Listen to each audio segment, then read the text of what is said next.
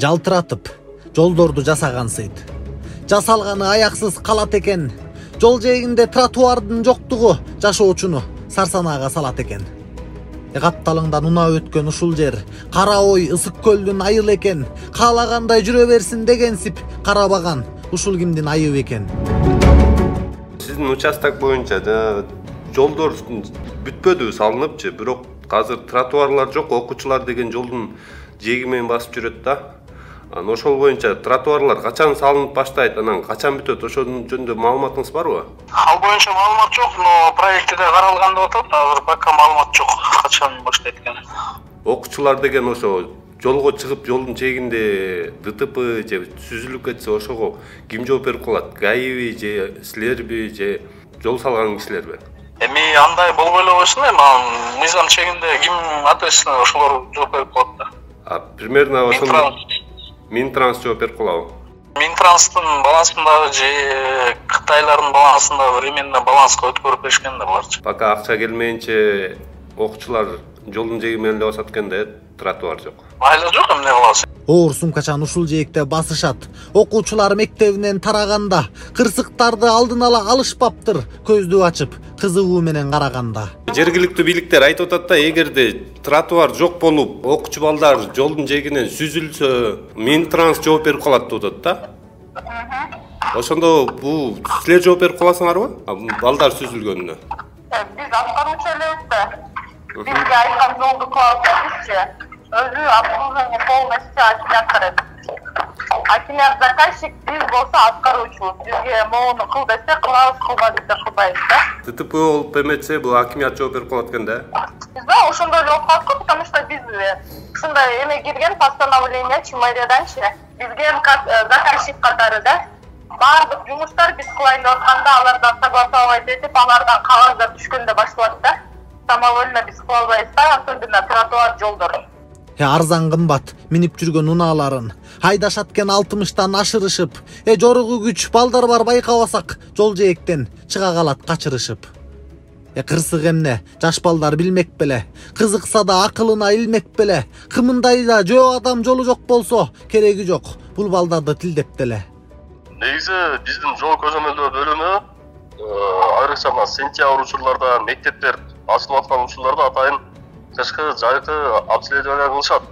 Ошол мектеп жайгашкан аймактарды барып текшерип келишет жеринен.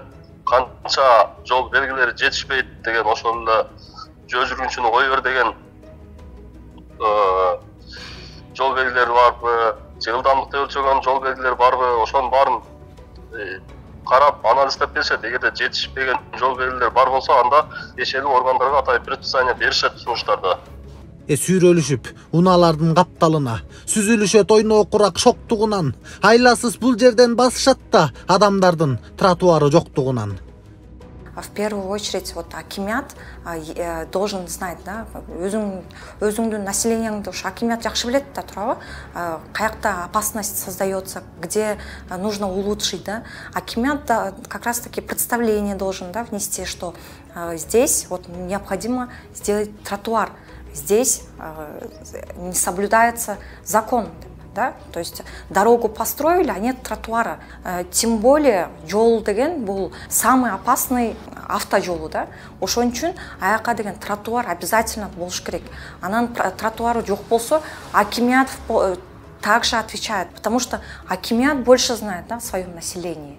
Ошол эле Минтрансты жоопкерчиликке алыш керек. Анткени ошол Минтранстын дагы өзүндө бир функциясы бар да, задачасы бар, что он должен следить за тем, что выполняются законодательства, то есть выполняются определенные нормы, стандарты строительства дорог.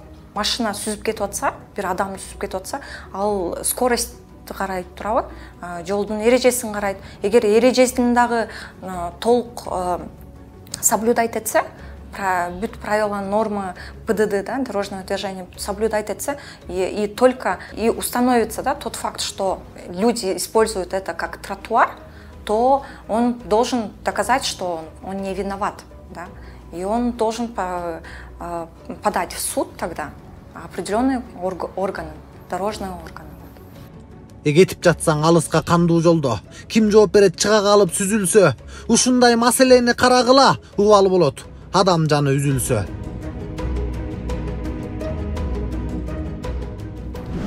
Сиздин 87 сомуңуз Кыргызстанда коррупция менен күрөшүүгө кандай жардам берет?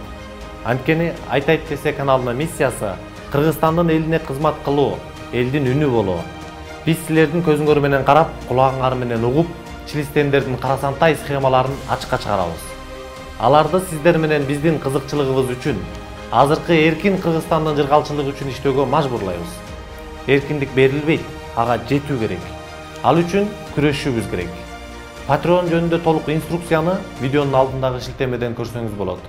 Patreon'дон бизди колдоңуз.